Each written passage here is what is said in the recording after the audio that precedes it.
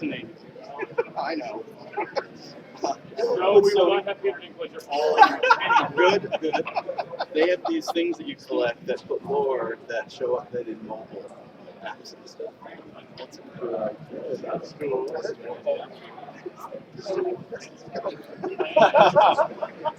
So I had a bunch of questions, but I didn't want to ask them because they might have been way too out there for a lot of people. Trying to. You're so right, by the way. I love everything I saw today. Oh my god. He's very cryptic. He's like, I can't tell you anything. But let me tell you, tomorrow, you're going to love everything you're going to do. Yeah. Just tell me, it's like, man, I want to play some PvP, I want to do all this stuff. Who cares? I'm not million. I've been thinking about it the whole time. I keep hearing reports that you drifted. I'm like, I have a hero. I keep hiding.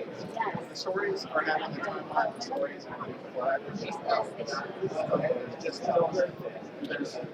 yeah, right. So the elves have a number of different like great houses. The Vex.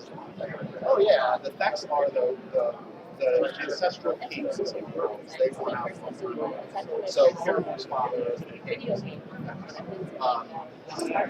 Up to the point all these other right next to you, right on you would be rough. Places. Then they wanted to put someone with the That's one of the Oh yeah. and the Yeah, we met first time. I just want to set it right so I want to take all the other but I don't want it. You got about an hour and a half left on the battery. Yeah, well, I need an outlet to plug into. The tear dog is more dark, but they're still light skinned elves. And it's happening to them when they get into opera that ends up their transformation and stuff like that. And it comes out in last year. Your dad does it.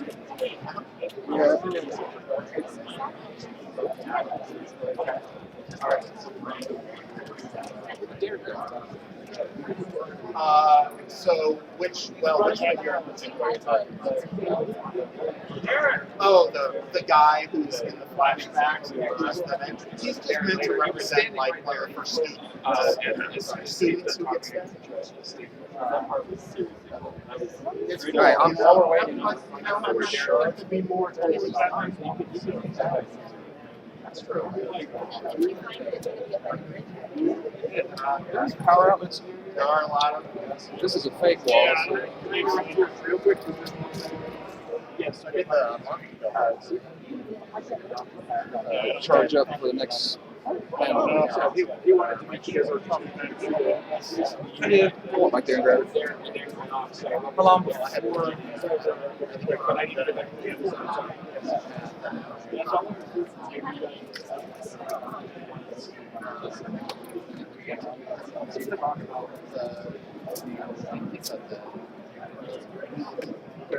I would think it's probably something. I think the thing is, we weren't arguing.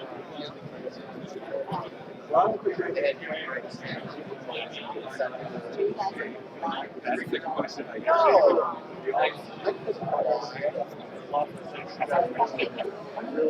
Because that's the first thing I think. That's going to be a judgment.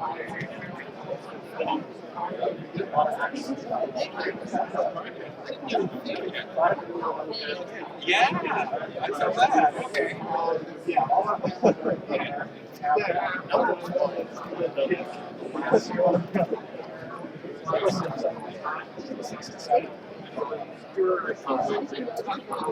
I'll come back to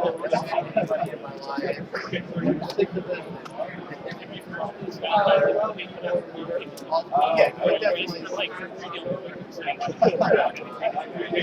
definitely. Yeah, I mean, for the most part, it's not what to capitalize, things like that. So that would be immensely helpful. There's a few things that have been maybe or something like that. Yeah, that's it. Okay.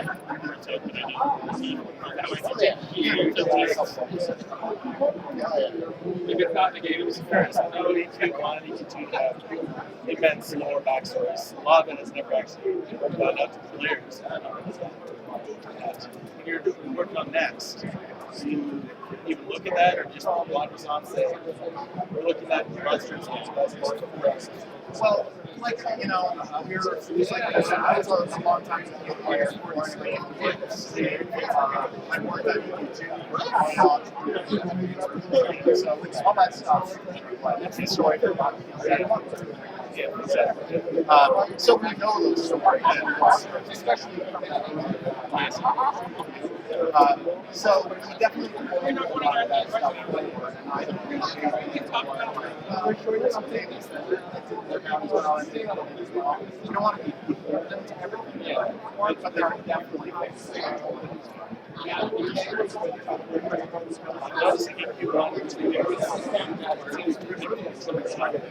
they're definitely tied together. Yeah. And we learn more. Yeah. We should head to the back. I'm happy to talk to you guys here.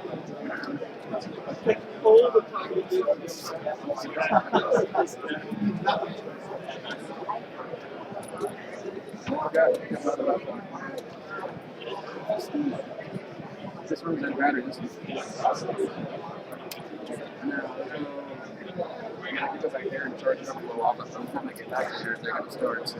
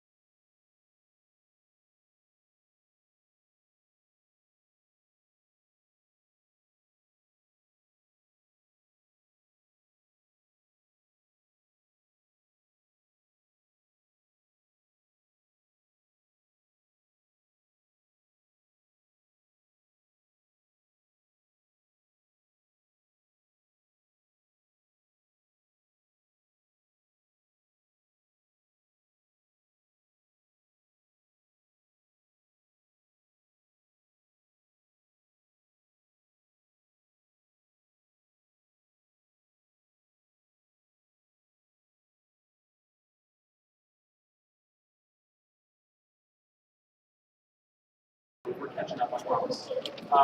And so this panel is going to be the tech evolution for Airbus Next in LiDAR. And we have three wonderful people on the stage here tonight. Starting beside me, we have Miguel Supiero. All right, I got it right? And Miguel is lots of fun. We've talked about it a ton. And we're really happy that he was able to come out and join us for SOE Live this year. And so he's going to be here to answer all of the hard questions. Oh, wait, maybe let's see. And then, of course, we have Steve Blue, our technical director. It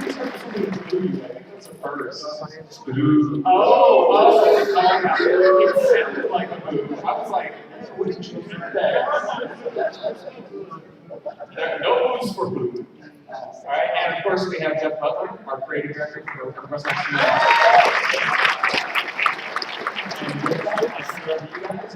Tell them all about tech. Thanks, Jerry. So this panel is all about kind of a high-level overview of how does the technology and engineering work, how do we see it going in the future. You know, we can give you some insight into some things that are coming, show you some things that we had in the past, what have we achieved. So just as sort of a way back machine, we're going to take a look at some screenshots. You've seen a few of other presentations today, but I find them particularly interesting just as a perspective of the original engine that they started with in the prototype, way back in 2012.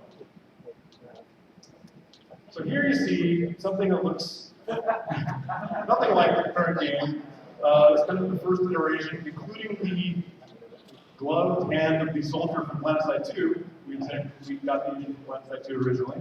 That looks like the Mike claimed in Landline. Yeah, yeah, I've seen your plan. But the original prototype had, had some refinements applied to it. Eventually, we got a lot of different kinds of shaped blocks, and as you can see, we started building a reimagining of what the 3-port would look like in our new game. And as time went on, that got better and better. And as you can see here, by the end of our prototype, or it wasn't the end, but fairly significantly into our first prototype, we had some nice looking images from 3-port. But we started coming to the realization that that particular approach had too many limitations. We had a fixed library of shapes that was very confusing. There was, how many of them were there? 50 or 60 shapes. We had to pick from out of the menu, which was kind of cumbersome. And we didn't have any level of detail technology, so we'd only show you this for the first few 100 meters or so, and then it would just cut off. So we're looking for something else. Enter and his company, Foxpark.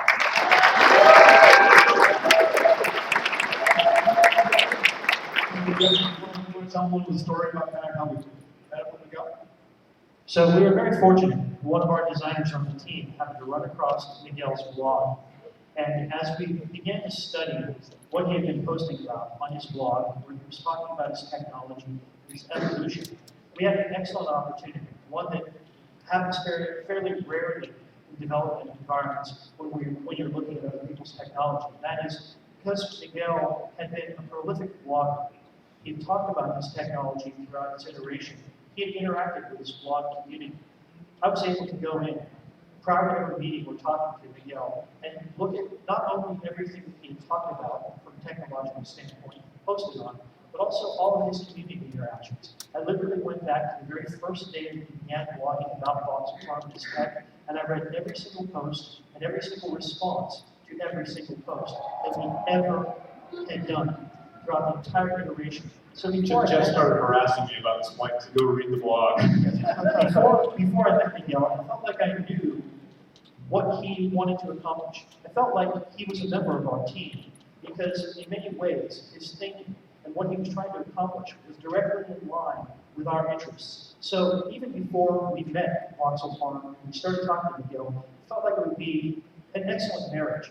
Our vision for how we wanted to create the game and portions of Miguel's technology to help us reach that goal. And so, as you've seen in the keynote and in the previous presentation, we're well on our way.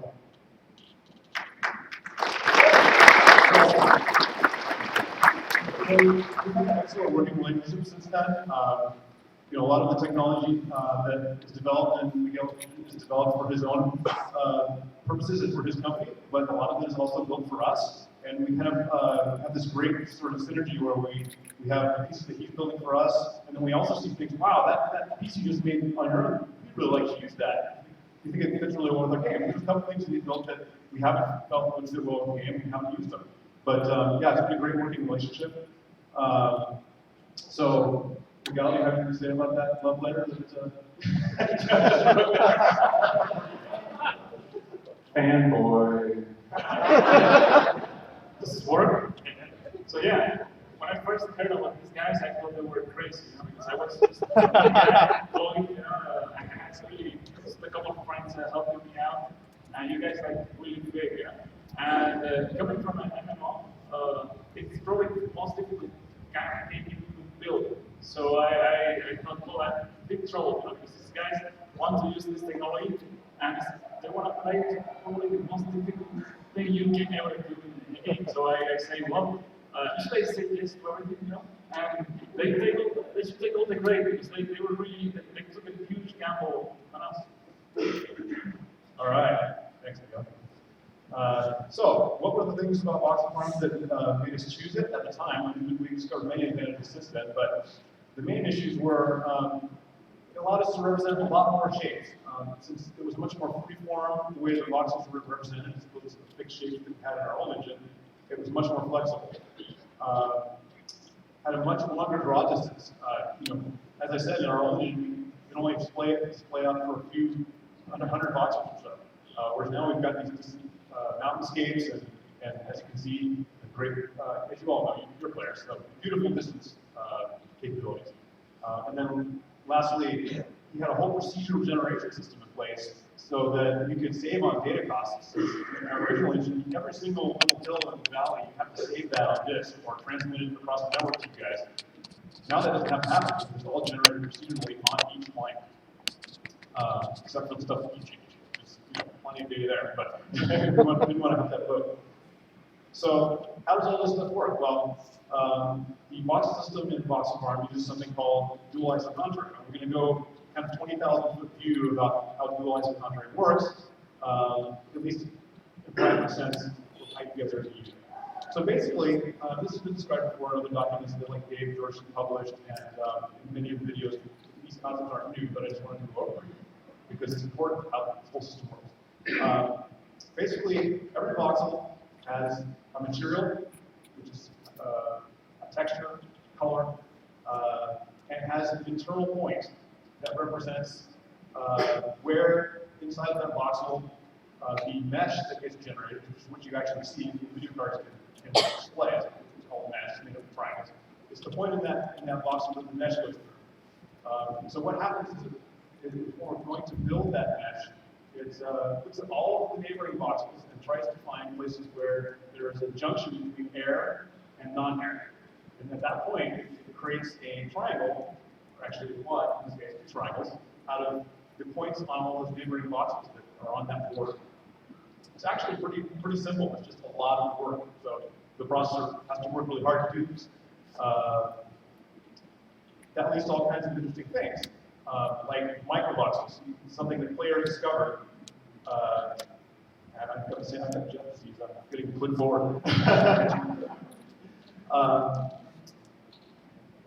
Microvoxels are actually really simple. Every voxel can have only a single internal point in it, but what a microvoxel is when points are very close to